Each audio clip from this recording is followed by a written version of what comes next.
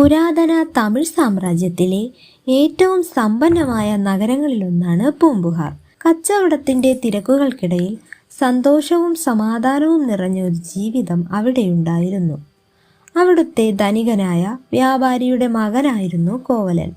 എല്ലാ സദ്ഗുണങ്ങളുമുള്ള സുന്ദരിയായ കണ്ണകിയെയാണ് അവൻ വിവാഹം കഴിച്ചത്. പരസ്പരം സ്നേഹിച്ച് ബഹുമാനിച്ച് അവർ ജീവിച്ചു. അവരുടെ ജീവിതം ഏതൊരാൾക്കും മാതൃകയായിരുന്നു.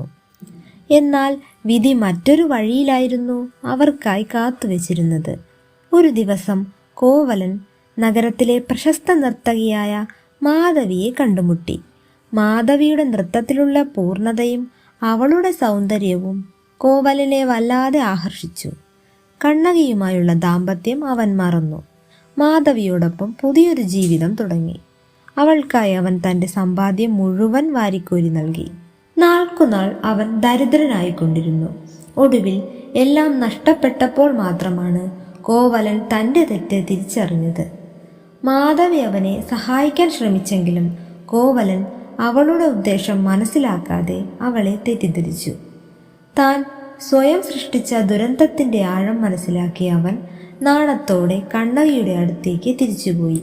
ഒരു വാക്കുപോലും പറയാതെ കണ്ണകി തൻ്റെ ഭർത്താവിനെ സ്വീകരിച്ചു. അവർക്ക് അവശേഷിച്ചത് ഒന്നു മാത്രമായിരുന്നു: വിലമതിക്കാൻ കഴിയാത്ത രത്നങ്ങൾ പതിച്ച കണ്ണകിയുടെ ചിലമ്പുകൾ. ആ ചിലമ്പുകൾ വിറ്റ് പുതിയൊരു ജീവിതം തുടങ്ങാൻ അവർ മധുര നഗരത്തിലേക്ക് യാത്ര തുടങ്ങി. മധുരയിലെത്തിയ കോവലൻ തൻ്റെ കൈവശമുള്ള ചിലമ്പ് വിൽക്കാൻ തീരുമാനിച്ചു. അവൻ നഗരത്തിലെ അറിയപ്പെടുന്ന സ്വർണ്ണപ്പണിക്കാരനെ സമീപിച്ചു. ആ സമയത്ത് പാണ്ഡ്യരാജ്ഞിയുടെ ചിലമ്പ് കൊട്ടാരത്തിൽ നിന്ന് നഷ്ടപ്പെട്ടിരുന്നു. ആ അവസരം മുതലെടുക്കാൻ സ്വർണ്ണപ്പണിക്കാരൻ തീരുമാനിച്ചു. അവൻ കോവലൻ കള്ളനാണെന്ന് രാജാവായ പാണ്ഡ്യനെ തെറ്റിദ്ധരിപ്പിച്ചു. രാജ്ഞിയുടെ നഷ്ടപ്പെട്ട ചിലമ്പിൻ്റെ അതേ രൂപം കോവലൻ്റെ കൈവശമുള്ള ചിലമ്പിനുണ്ടായിരുന്നു. വിവേകമില്ലാതെ, യാതൊരു അന്വേഷണവുമില്ലാതെ രാജാവ് കോവലനെ വധിക്കാൻ ഉത്തരവിട്ടു.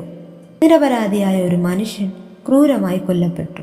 മരണവാർത്ത കണ്ണകിയെ ഭ്രാന്തിയാക്കി. ദുഃഖവും രോഷവും അവളുടെ കണ്ണുകളിൽ അഗ്നിയായി നിറഞ്ഞു. അവൾ തൻ്റെ ഭർത്താവിൻ്റെ നിരപരാധിത്വം തെളിയിക്കാൻ രാജസദസ്സിലേക്ക് ഓടി.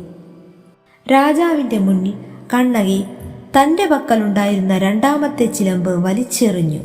അത് പൊട്ടിത്തെറിച്ചു. അതിൽ നിന്ന് രത്നങ്ങൾ പുറത്തേക്ക് ചിതറി. രാജാവിൻ്റെ രാജ്ഞിയുടെ ചിലമ്പിൽ വെറും മുത്തുകളായിരുന്നു.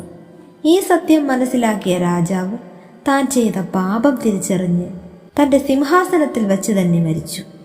രാജാവിൻ്റെ മരണം കണ്ണകിയുടെ കോപം ശമിപ്പിച്ചില്ല. ഭർത്താവിനോട് ചെയ്ത അനീതിക്ക് ഈ നഗരം മുഴുവൻ അനുഭവിക്കണമെന്ന് അവൾ ശപിച്ചു. ഒരു സ്ഥലം മുറിച്ച് നിലത്തെറിഞ്ഞ് ആ നഗരത്തെ അവൾ അഗ്നിക്കിരയാക്കി. മധുര നഗരം കത്തിച്ചാമ്പലായി. നീതിക്ക് വേണ്ടി ഒരു സ്ത്രീക്ക് എത്ര ദൂരം പോകാൻ കഴിയും എന്നതിൻ്റെ ഉദാഹരണമാണ് കണ്ണകി. അവൾ കേവലം ഒരു കഥാപാത്രമല്ല, മറിച്ച് പ്രതികാരത്തിൻ്റെയും ധീരതയുടെയും പ്രതീകമാണ്. കണ്ണകിയെ ഇന്നും തമിഴകത്ത് പത്തിനി ദൈവം അഥവാ പതിവ്രതയായ ദേവതയായി ആരാധിക്കുന്നു. അവളുടെ കഥ അനീതിക്ക് നേരെ ഉയരുന്ന ഓരോ ശബ്ദത്തിനും ഒരു ഓർമ്മപ്പെടുത്തലാണ്. നിങ്ങളുടെ അഭിപ്രായങ്ങൾ കമൻറ്റ് ബോക്സിൽ രേഖപ്പെടുത്തുക. വീഡിയോ ഇഷ്ടമായെങ്കിൽ ലൈക്ക് ചെയ്യാനും ഷെയർ ചെയ്യാനും സബ്സ്ക്രൈബ് ചെയ്യാനും മറക്കരുത്.